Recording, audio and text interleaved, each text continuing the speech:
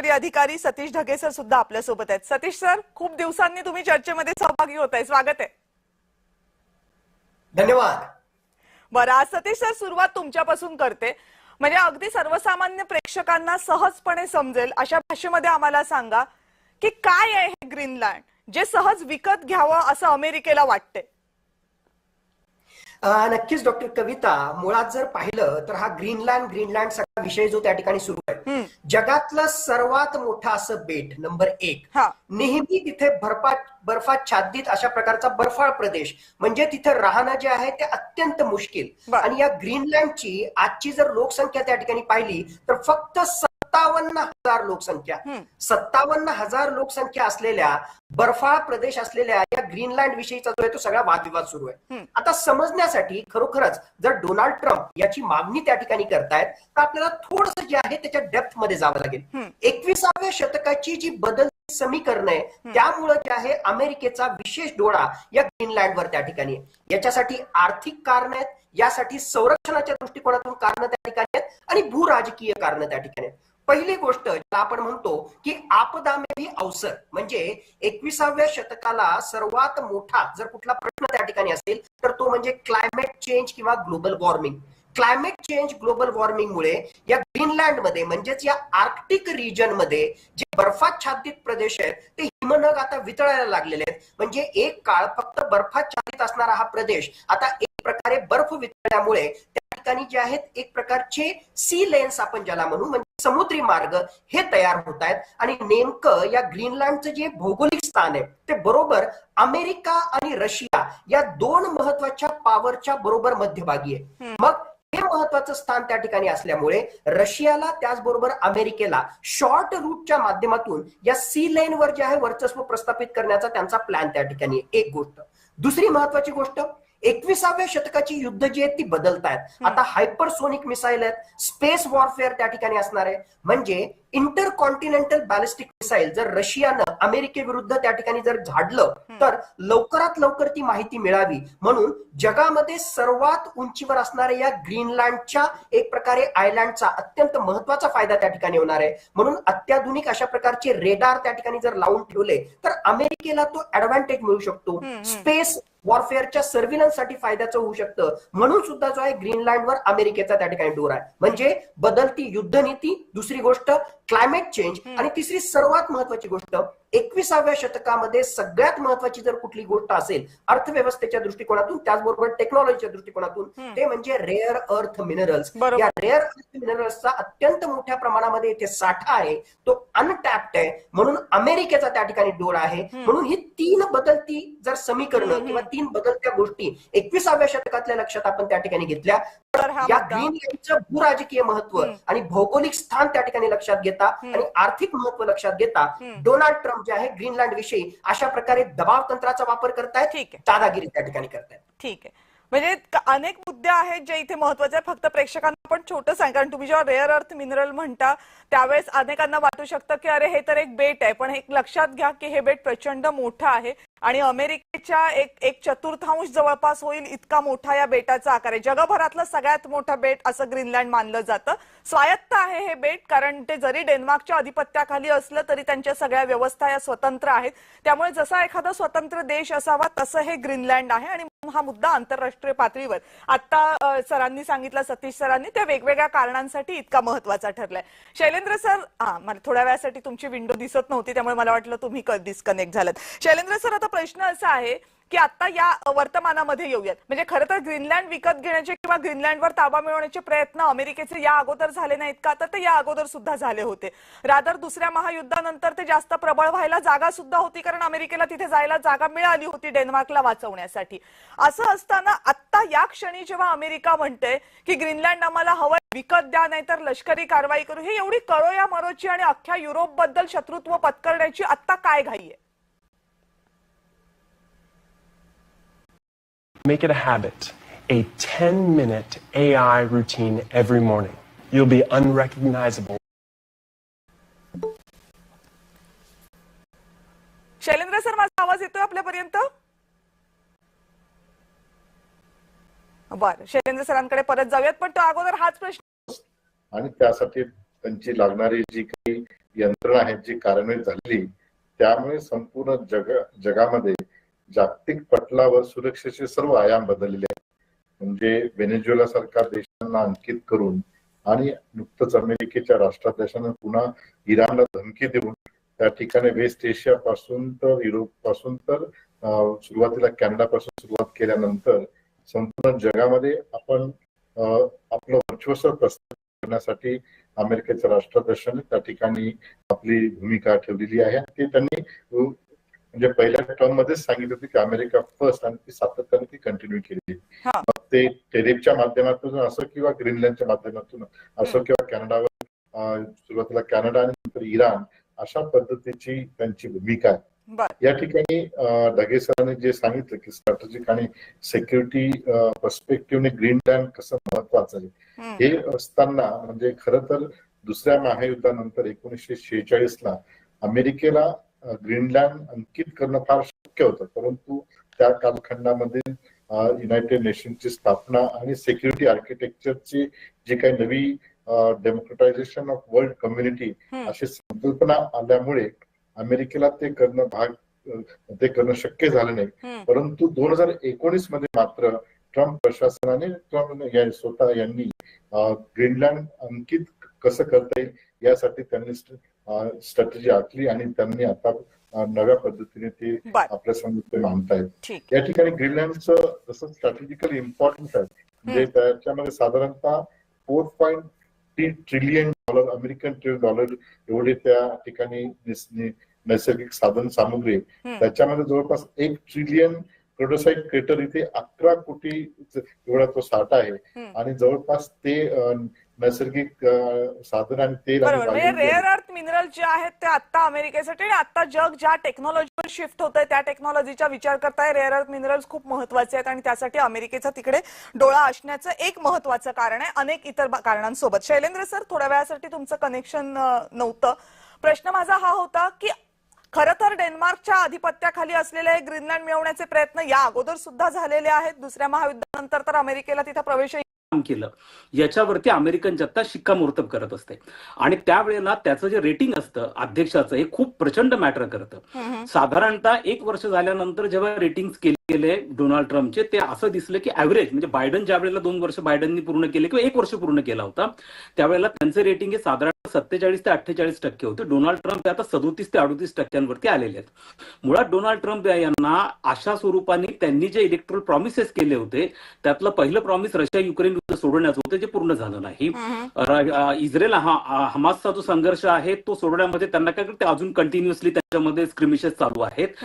मुद्दा त्यावेळेला 9/11चा अटॅक जेव्हा अमेरिकेवरती झाला होता तेव्हा त्यांनी इराक आणि अफगाणिस्तानवरती लष्करी कारवाई केली होती. तेव्हा पहिल्यांदा अमेरिकन इतिहासात असं घडलं की जो एक्झिस्टिंग सिटिंग राष्ट्राध्यक्ष त्याला प्रचंड मोठी मेजॉरिटी मिळाली. आता डोनाल्ड ट्रम्पच्या बाबतीमध्ये असं आहे की जर नोव्हेंबरची election mid term election House of representative आणि सिनेटमध्ये जर रिपब्लिकन पक्ष हरला तर ही पॉसिबिलिटी खूप जास्त आहे की खुद्द डोनाल्ड ट्रम्पने बोलून दाखवली की त्यांच्या इम्पिचमेंटचा ठराव हा त्यांच्या काँग्रेसमध्ये आणला जाईल आणि त्यांच्या कोणत्याही गोष्टीला पाठिंबा मिळणार नाही. तर त्यामुळे त्यांच्या कोणत्याही इनिशिएटिव्हला पाठिंबा मिळणार नाही.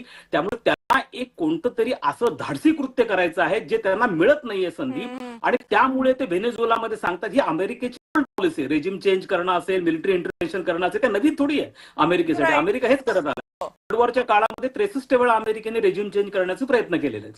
मुळात मुद्दा त्यांचा मोठा कन्सर्न असा आहे की इकॉनॉमिक फ्रंटला त्यांना खूप मिरॅकल करता आलेलं नाहीये. टेरिफ हे बॅकफायर होत आहे. अमेरिकेमध्ये महागाई जी मोठ्या मुश्किलीने 2% होती ती अजून वाढताना दिसते आहे. H-1B व्हिसा धोरण बॅकफायर होतं. अमेरिकन कंपन्या ऑफशोर मध्ये म्हणजे ते आता जॉब एक्सपोर्ट करायला लागलेले आहेत. आता मुद्दा येतो आहे की रशिया युक्रेन पण नाही थांबत कोणताही संघर्ष थांबत नाही. नोबेल पीस मिळालेलं नाहीये. मग ते सॉफ्ट टार्गेट शोधतात. आता लक्षात ठेवा सॉफ्ट टार्गेट हा काय प्रकार असतो. सॉफ्ट टार्गेट म्हणजे ज्यांची मिलिटरी पॉवर नाहीये फारशी अशांना टार्गेट केलं जातं. मग त्याच्यामध्ये व्हेनेझुएला असेल कोलंबिया असेल मेक्सिको असेल त्याच्यामध्ये इराणचा असेल त्यामध्ये मुद्दामून असे पॉवर्स यासाठी शोधले जातात की ज्याच्यामध्ये तुम्ही मसल पॉवर फ्लेक्स करू शकता, काहीतरी दाखवू शकता की बघा आम्ही काहीतरी केलेलं आहे. हे मसल ते चायनाच्या विरुद्ध फ्लेक्स नाही करू शकत, पुतीनच्या विरुद्ध चालत नाहीये. आणि आता युरोपच्या बाबतीमध्ये त्यांना असं माहिती आहे की लक्षात घ्या, युरोपची फार मोठी चूक झाली सेकंड वर्ल्ड वॉर नंतर. युरोप हा पूर्णपणे आपल्या वेस्टर्न युरोप आपल्या सिक्युरिटीसाठी अमेरिकेवरती ओव्हर डिपेंडेंट राहिला आणि युरोपने आपला सगळा पैसा लक्झरी आयटम ऐशो आरामामध्ये घालवलं. वेस्टर्न युरोप हा अतिशय ऐशो आरामामध्ये जगणारा जगातला प्रांत आहे. लक्झरी आयटम्स इम्पोर्ट करणं, त्यांनी अगदी रशियाकडनं सुद्धा सँक्शन लागल्यानंतर पण $67 बिलियन लक्झरी आयटम्स इम्पोर्ट केले होते. त्यामुळे त्यांनी सुरक्षेकडे दुर्लक्ष केलं आणि ते ओव्हर डिपेंडंट झाले. त्यामुळे डोनाल्ड ट्रम्प त्यांना एक्सप्लॉइट करतो, कारण त्यांना कल्पना आहे की डेन्मार्क हा नॅटोचा मेंबर आहे. नॅटोचा आर्टिकल 2 जो आहे, त्यांचा जो नॅटोचा मॅनिफेस्टो आहे त्याच्यामधला, तो कलेक्टिव्ह सिक्युरिटीचा आहे. म्हणजे नॅटोच्या एखाद्या मेंबरवरचा अटॅक हा सगळ्यांवरचा अटॅक म्हणून धरला जाईल. हे सगळं असूनही ते एक्सप्लॉइट करतायत, कारण त्यांना काहीतरी मेट्रोलस दाखवणं अत्यंत गरजेचं आहे. आणि म्हणून आज जर तुम्ही ग्रीनलँड नाही घेतलं तर उद्या आणखीन एखाद्या ठिकाणी ते करतील. मे बी ते इराणमध्ये इंटरव्हेन करतील, इराणमध्ये. बरोबर. आणि सर मला असं वाटतं की त्यांचं आज एक म्हणजे अगदी डोनाल्ड ट्रम्प यांना शोभेल असं एक ट्विट आलं होतं, किंवा ट्विट नाही करत ते आता, दुसऱ्या एका सोशल मीडिया ऍपवर ते त्यांचे पोस्ट टाकतात. त्याच्यामध्ये त्यांनी कॅनडाला आणि व्हेनेझुएलाला अमेरिकेचा भाग असल्याचा नकाशाच प्रस्तुत करून टाकला होता, स्वतःच करून टाकला होता. डागे सर, मग प्रश्न असा उपस्थित होतो, ज्या नाटोचा उल्लेख आता सरांनी केला, या आंतरराष्ट्रीय संस्था ज्या आहेत त्या मग आता कालबाह्य होतात का? आपण इस्रायल पॅलेस्टाईनमध्ये बघितलं, त्या फारशा काही करू शकल्या नाहीत. आपण रशिया युक्रेनमध्ये बघितलं, त्या फारशा काही करू शकलेल्या नाहीयेत. मग आता अशा परिस्थितीमध्ये जेव्हा अमेरिकेसारखा देश आपल्या मसल फ्लेक्स करतोय, त्यावेळेस या संस्थांकडनं आपण काही अपेक्षा धराव्यात की नाही धराव्यात, की दुसऱ्या महायुद्धानंतर तयार झालेली ही सगळी व्यवस्था आता कालबाह्य झाली असं म्हणायचं? My AI makes me more money than my grandkids ever will. It's 2026, honey. I use माझं तर स्पष्ट मत आहे की 21व्या शतकातले जे काही प्रश्न आहेत आणि त्यातल्या त्यात मागच्या 5 ते 10 वर्षांचा परामर्श घेतला तर माझ्या मते सगळ्यात मोठं जर कुठलं फेल्युअर असेल तर ते युनायटेड नेशन्स, त्यातल्या त्यात युनायटेड नेशन्स सिक्युरिटी काउन्सिल. दुसरी गोष्ट, नेटो विषयी आपण चर्चा करतोय. मुळातच नेटोची जी रचना होती ती दुसऱ्या महायुद्धानंतर USSR एका बाजूला आणि दुसऱ्या बाजूला युनायटेड स्टेट्स ऑफ अमेरिका, हे जे 2 ब्लॉक आहेत, तर त्या 2 ब्लॉक मधला जो संघर्ष होता त्या पॉइंट ऑफ व्ह्यूने युनायटेड स्टेट्स ऑफ अमेरिकेच्या ब्लॉकनी हा नॉर्थ अटलांटिक ट्रीटी ऑर्गनायझेशनच्या अंतर्गत याची स्थापना केली होती आणि पाहता पाहता आज घडीला त्याची 32 राष्ट्र आहेत. मग नेटो त्या ठिकाणी असताना सुद्धा एका बाजूला म्हणायचं की नेटोचं जे आहे ईस्टवर्ड एक्सपान्शन त्या ठिकाणी सुरू आहे आणि म्हणून रशिया युक्रेन युद्ध त्या ठिकाणी सुरू आहे. आणि एका बाजूला जे आहे हे सगळं असताना रशियाचे राष्ट्राध्यक्ष पुतीन यांना जे आहे या हमासची संदर्भात जो सगळा काही गाझा पीस बोर्ड आहे त्या ठिकाणी पुतीन यांना त्या ठिकाणी इन्व्हाइट करायचं. अशा वेगवेगळ्या प्रकारच्या पॉलिसी आहेत ज्यामध्ये जे आहेत कुठेतरी डुप्लिकसी किंवा एक प्रकारची जी आहे अशा प्रकारचा दांभिकपणा, म्हणजे बरोबर, तर तशा प्रकारचा दांभिकपणा जो आहे तो डोनाल्ड ट्रम्प यांच्या पॉलिसीज मधून आपल्याला वेळोवेळी त्या ठिकाणी दिसलेला आहे. तर तुमचा जो मूळ प्रश्न होता, माझ्या मते ते नेटो असेल, ते युनायटेड नेशन्स सिक्युरिटी काउन्सिल असेल, ते वर्ल्ड ट्रेड ऑर्गनायझेशन असेल, यू नेम एनी ऑर्गनायझेशन. आणि बाय द वे म्हणूनच की काय, हा डोनाल्ड ट्रम्प यांनी मागच्या काही वर्षांमध्येच किंवा काही काळामध्ये जे आहे मोर दॅन 56 ज्या वेगवेगळ्या प्रकारच्या इंटरनॅशनल ऑर्गनायझेशन आहेत त्यामधून जे आहे अमेरिका बाहेर काढलं. आज घडीला सुद्धा अमेरिका जी दादागिरी करतोय, मला वाटतं ग्रीनलँडच्या विरुद्ध जे आहे नक्कीच ते मिलिटरी कारवाई करणार नाही. हा जरी एक ऑप्शन त्या ठिकाणी असला तरी हे दबाव तंत्र आहे आणि त्या दबाव तंत्राच्या माध्यमातून स्ट्रॅटेजिक पार्टनरशिपच्या माध्यमातून मिलिटरीली त्याचबरोबर इकॉनॉमिकली किती जास्त ग्रीनलँडवर जे आहे आपलं वर्चस्व प्रस्थापित करता येईल यासाठीच हे दबाव तंत्र त्या ठिकाणी आहे. आणि मग ह्या सगळ्या गोष्टी जर त्या ठिकाणी घडल्या आणि त्यातल्या त्यात जर काही मिलिटरी ऑप्शन त्या ठिकाणी झाला तर माझ्या मते पहिली गोष्ट जी होईल, नेटो एक प्रकारे नॉर्थ अटलांटिक ट्रीटी ऑर्गनायझेशन 32 राष्ट्रांचं हे जे मिलिटरी अलायन्स आहे ते मिलिटरी अलायन्स तुटेल. कारण क्लॉज 5 जो आहे, आर्टिकल 5 जो आहे नेटोच्या मूळ अग्रीमेंटच्या अनुसार, तर त्याच्या अनुसार जे आहे कलेक्टिव्ह सिक्युरिटीचा तो क्लॉज आहे. म्हणजे कोणीही जर या सदस्य राष्ट्रांपैकी कोणावर हल्ला केला, ज्यामधला ग्रीनलँड हा सुद्धा एक सदस्य राष्ट्र त्या ठिकाणी आहे, तर त्यावेळेस जे आहे सगळेजण एकाच कलेक्टिव्ह सिक्युरिटीच्या अंतर्गत तुटून पडतील. आता अमेरिकेनंच जर असा हल्ला त्या ठिकाणी केला तर ऑटोमॅटिकली जे आहे नेटोचे त्या ठिकाणी शक्य त्या ठिकाणी उठतील. माझ्या मते त्याच्याही पलीकडे जाऊन हा फक्त मिलिटरी अलायन्सचा प्रश्न त्या ठिकाणी नाही. जर खरोखरच मिलिटरीली अशा प्रकारे युरोपियन म्हणजे या नेटोला जर तुटण्याची त्या ठिकाणी वेळ त्या ठिकाणी आली तर माझ्या मते त्याच्या पलीकडे आर्थिकदृष्ट्या जर आपण पाहिलं तर या युरोपियन युनियनचा साधारणतः $7 ट्रिलियन एवढा निधी म्हणा किंवा एवढा पैसा हा कुठेतरी अमेरिकेशी संबंधित व्यापार म्हणा किंवा अमेरिकेचे ट्रेजरी बॉन्ड्स म्हणा किंवा वेगवेगळ्या प्रकारच्या ज्या आहेत या कराराशी संबंधित आहे. माझ्या मते अमेरिका या $7 ट्रिलियन इन्व्हेस्टमेंट किंवा व्यापाराशी संबंधित जो आहे पंगा नक्कीच त्या ठिकाणी घेणार नाही. पण ज्या प्रकारे डोनाल्ड ट्रम्पची अग्रेसिव्ह पॉलिसी असते त्यानुसार माझ्या मते जे आहे हे सगळं दबाव तंत्राचा त्या ठिकाणी भाग आहे. मूळ जो प्रश्न होता या सगळ्या वेगवेगळ्या प्रकारच्या इंटरनॅशनल ऑर्गनायझेशन मला जर कोणी विचारेल तर मी स्पष्टपणे सांगेल हा फक्त ग्रीनलँड इश्यू सोडा रशिया युक्रेन असो, इस्रायल हमास असो, इस्रायल इराण असो, कुठलेही प्रश्न त्या ठिकाणी घ्या, भारत पाकिस्तान असो, या सगळ्या प्रश्नांमध्ये या आंतरराष्ट्रीय संघटनांकडून फार काही अपेक्षा होत्या त्या सबशेल फोल ठरल्या. आणि एक फक्त शेवटचं सेंटेन्स जे कॉन्ट्रोवर्शियल असेल पण पुन्हा मी या ठिकाणी त्या ठिकाणी सांगतो, जर कोणी म्हणत असेल की this is not an era of war, पूर्णतः चुकीचं.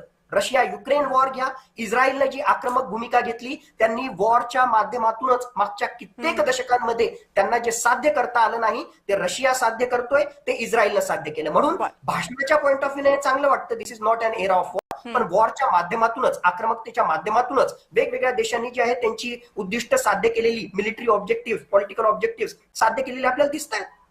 आणि हे देवळाणकर सर मान्य करायला पाहिजे की आपल्याला तेव्हाही वाटत नव्हतं की रशिया आणि युक्रेन हे इतकं लांब चालणारं युद्ध जगाला पाहावं लागेल म्हणून, किंवा ज्या टोकानं इस्रायलनं पॅलेस्टाईनवर हल्ले केलेले आहेत म्हणजे तिथे मानवाधिकारांचं ज्या पद्धतीनं हनन होत आहे तेही वाटलं नव्हतं की आपल्याला 21व्या शतकामध्ये असं काहीतरी बघावं लागेल की लहान मुलं भुकेनी मरतील.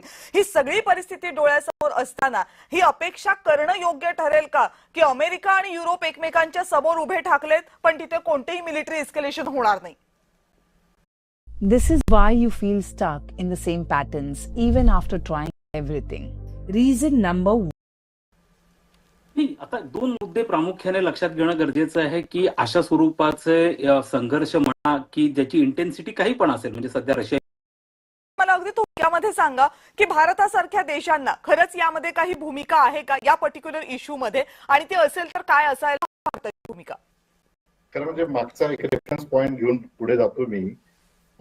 पहिल्या महायुद्धानंतर जे विक्ट्री स्टेट आहेत त्यांनी लीग ऑफ किंवा अगदी लोक जे जरी आपण आता ह्या सगळ्या गोष्टी नंतर चालून ट्रिगर होत राहणार आणि आपलं स्वातंत्र्य हवं असतं. या परिस्थितीमध्ये शांतता जगभरामध्ये राहणं हे सोपं नाहीये. ग्रीनलँडचा इश्यू हा कदाचित आता युरोप आणि अमेरिकेमधला असेल, पण जसं या चर्चेमधल्या मान्यवरांनी सांगितलं आज ग्रीनलँड आहे, उद्या कुठेही असू शकतं. जग एका वेगळ्या पातळीवर आहे आणि ती पातळी भारताला वगळून नाहीये. म्हणून जगातल्या या सगळ्या घटनांकडे जाणीवपूर्वक डोळे उघडून पाहायला हवं, यासाठी ही चर्चा. आपण सगळे मान्यवर या चर्चेमध्ये सहभागी झालात आणि अत्यंत अभ्यासपूर्ण मतं आमच्यापर्यंत पोहोचवलीत आणि हा विषय समजून घ्यायला मदत केली, त्याबद्दल आपल्या सगळ्यांचे मनापासून आभार. आणि लक्षवेधीमध्ये आता वेळ झाली इथेच थांबण्याची. पाहत रहा जय Maharashtra. Make it a habit, a 10-minute AI routine every morning. You'll be